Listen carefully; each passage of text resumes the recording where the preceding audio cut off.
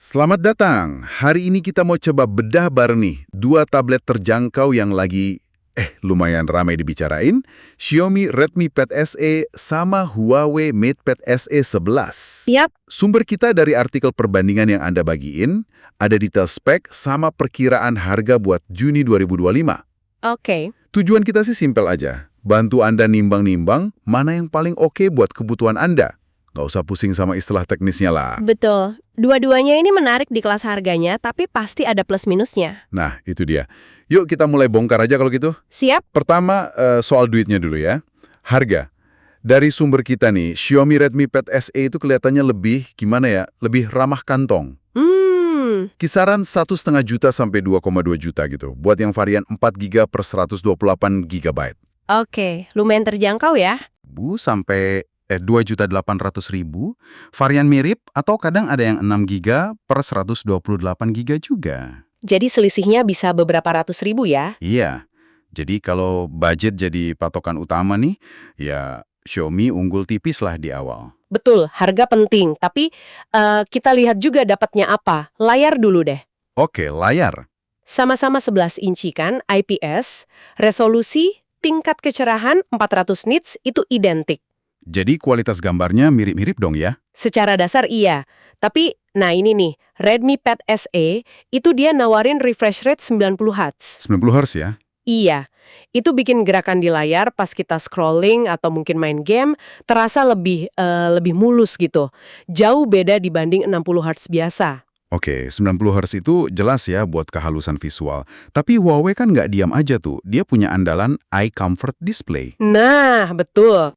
Itu gimana tuh maksudnya? Secara praktis buat pengguna?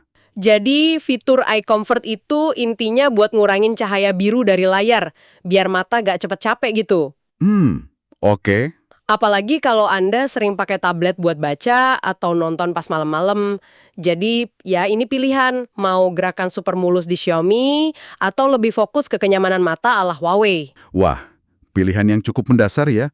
Tergantung pemakaian berarti. Betul, tergantung prioritas. Oke.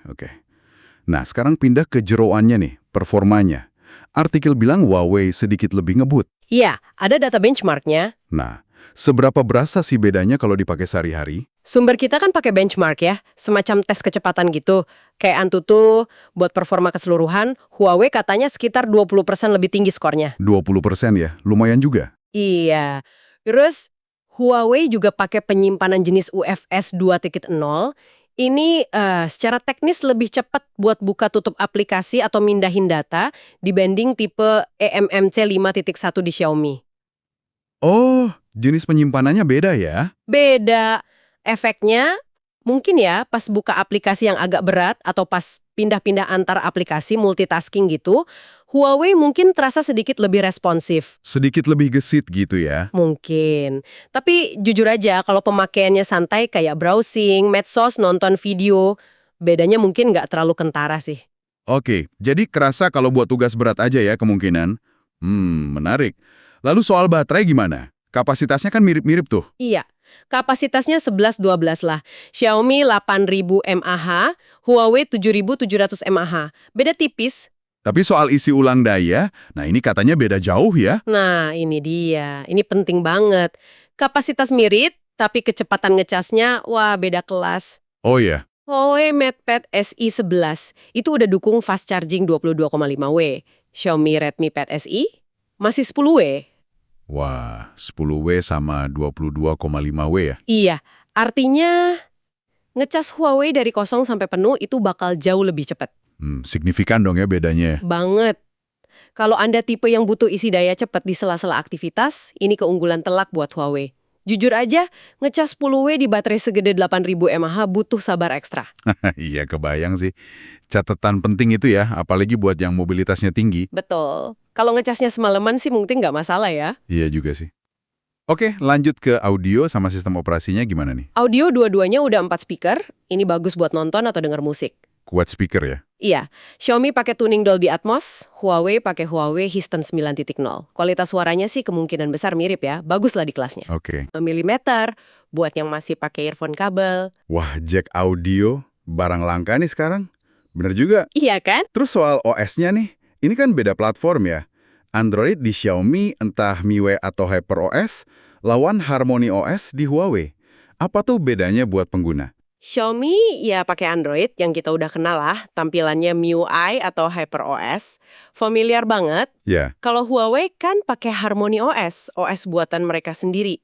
Nah, HarmonyOS ini dirancang biar nyambungnya gampang sama perangkat Huawei lain, HP, jam tangan pinter gitu. oh ekosistemnya gitu ya? Betul, tampilannya sih mirip Android dan banyak aplikasi Android bisa jalan juga. Cuma mungkin ada sedikit perbedaan soal ketersediaan aplikasi tertentu di toko aplikasinya, App Gallery punya Huawei. Jadi lebih ke preferensi ekosistem atau familiarity ya? Bisa dibilang gitu. Kalau udah punya perangkat Huawei lain, HarmonyOS bisa jadi nilai tambah.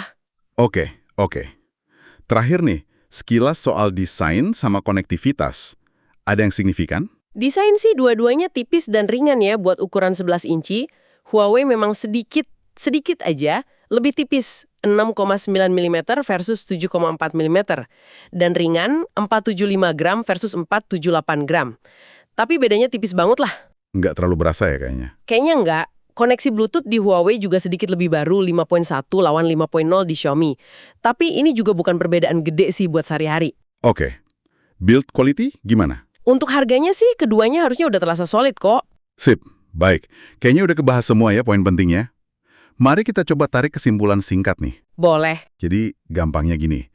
Pilih Xiaomi Redmi Pad SE kalau prioritas utama Anda itu harga yang paling murah, terus Anda ngejar banget layar 90 Hz yang mulus itu, atau Anda tipe yang masih butuh colokan headphone jack. Betul. Sebaliknya, pilih Huawei MatePad SE11 kalau Anda rela nambah budget dikit buat dapetin performa yang sedikit lebih kenceng, terus kecepatan charging yang super cepat tadi, itu signifikan bedanya, dan mungkin Anda tertarik atau udah pakai ekosistem HarmonyOS punya Huawei. Tapi konsekuensinya nggak dapat 90 Hz ya? Ya, itu konsekuensinya. Nggak dapat layar 90 Hz yang mulus itu. Oke. Jadi pada akhirnya, ya balik lagi ke apa yang paling penting buat Anda masing-masing. Selalu begitu. Apakah selisih harga beberapa ratus ribu itu jadi pertimbangan utama? Atau kemulusan layar 90 Hz yang dicari, kecepatan isi daya, atau justru integrasi sama perangkat lain yang udah Anda punya? Nah, sebagai penutup nih, coba deh Anda pikirin ini. Di luar semua spek utama yang tadi kita omongin panjang lebar, fitur sampingan apa sih yang sebenarnya paling penting buat cara Anda pakai tablet sehari-hari? Fitur sampingan ya? Kayak apa tuh contohnya? Ya mungkin kualitas kamera depan. Kalau sering video call sama keluarga atau buat meeting online kan penting tuh. Atau seberapa tahan banting bodinya kalau sering dibawa-bawa kerja atau kuliah. Oh iya bener juga. Atau mungkin sesimpel, gampang nggak sih navigasi menunya? User interface-nya enak nggak dipakai? Nah, itu dia. Kadang jawaban dari pertanyaan-pertanyaan kecil kayak gini justru bisa jadi kunci buat nentuin pilihan akhir Anda. Nggak melulu soal spek di atas kertas aja. Menarik. Oke, semoga pembahasan kita kali ini bisa membantu Anda ya dalam memilih. Terima kasih sudah menyimak. Sampai jumpa lagi.